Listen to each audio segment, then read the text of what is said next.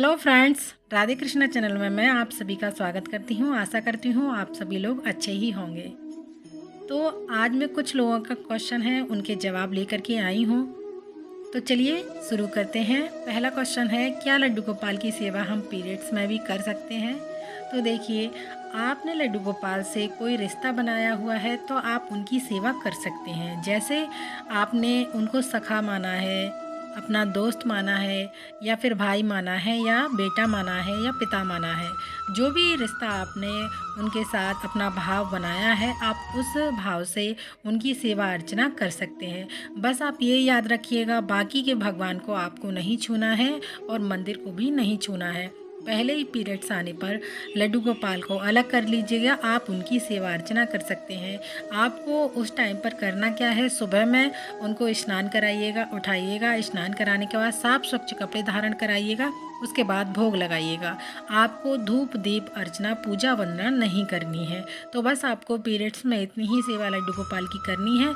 और दोपहर में और शाम के समय जिस प्रकार आप लड्डू गोपाल को भोग लगाते हैं, उसी प्रकार भोग लगा करके आप नाइट में सुला सकते हैं। तो इस प्रकार लड्डू गोपाल की सेवा हमें पीरियड्स में भी करनी है। तो अगला क्वेश्चन है, बहुत से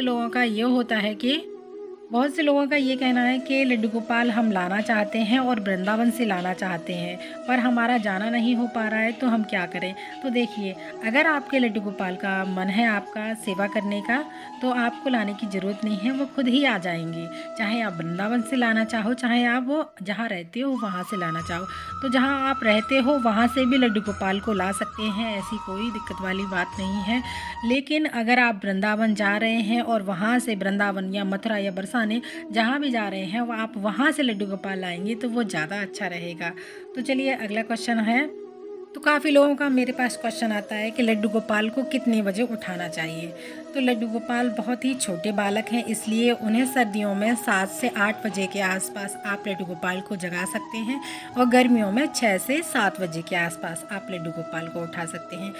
लड्डू गोपाल को बहुत ही ब्रह्म मुहूर्त में नहीं जगाया जाता है, क्योंकि वो एक छोटे बालक हैं, इसलिए लड्डू गोपाल को अधिक जल्दी नहीं उठाना चाहिए। बहुत से लोगों के घरों में नॉनवेज बनता है और नॉनवेज खाते हैं और एकादशी का व्रत भी रखते हैं। तो मेरे पास एक क्वेश्चन आया था कि मैं एकादशी का व्रत रखता हूँ, क्या मैं नॉनवेज खा सकता हूँ? तो देखिए, जो लोग एकादशी व्रत रखते हैं या फिर जो नहीं भी रखते हैं, तो मेरे हिसाब से उन लोगों को नॉनवेज नहीं खाना चाहिए।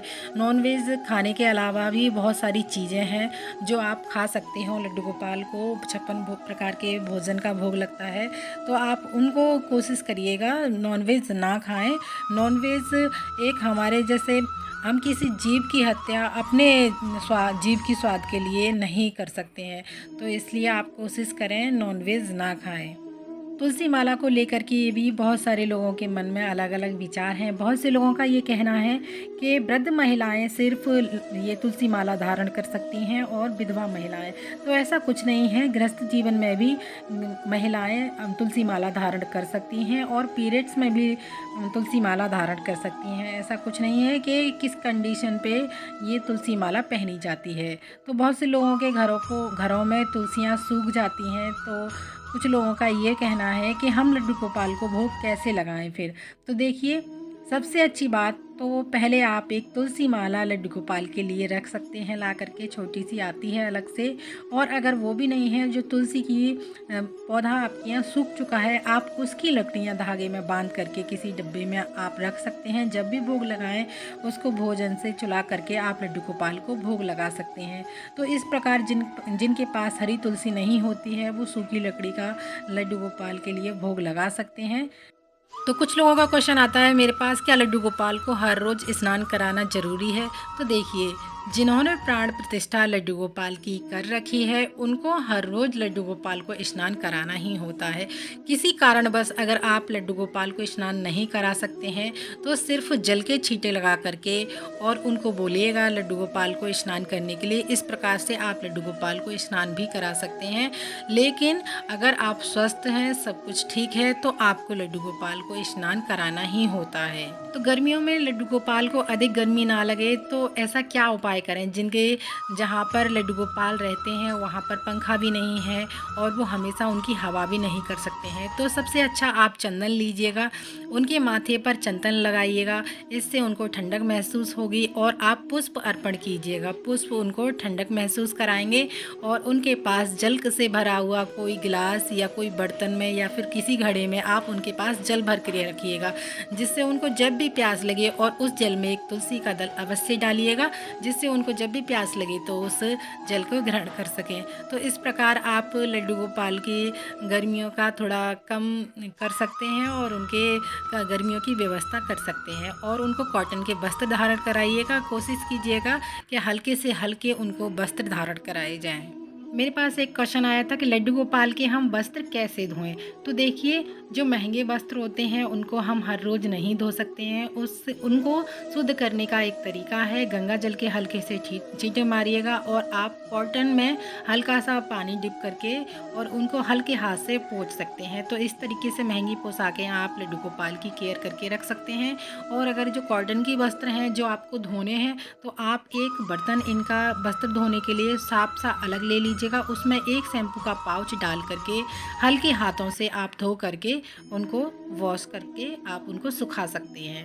तो इस तरीके से लड्डू गोपाल के। और अगर आप ऐसे नहीं धोना चाहते हैं तो आप सिर्फ आप सादा जल लेकर के उसमें गंगा जल डाल करके एक थोड़ा सा नींबू निचोड़ करके और आप लड्डू गोपाल के वस्त्र उससे धो सकते हैं, वो भी साफ़ हो जाएंगे। तो उसके बाद आप धूप में सुखा दीजिए। क्या आप लोगों को पता है फ्रूट्स में सबसे ज़्यादा लड्डू गोपाल को कौन सा फ्रूट पसंद है? तो सबसे ज़्यादा पसंदीदा लड्डू गोपाल का फ्रूट है मैंगो। तो मैंगो जो होता है लड्डू गोपाल को बहुत ही अधिक प्रिय है।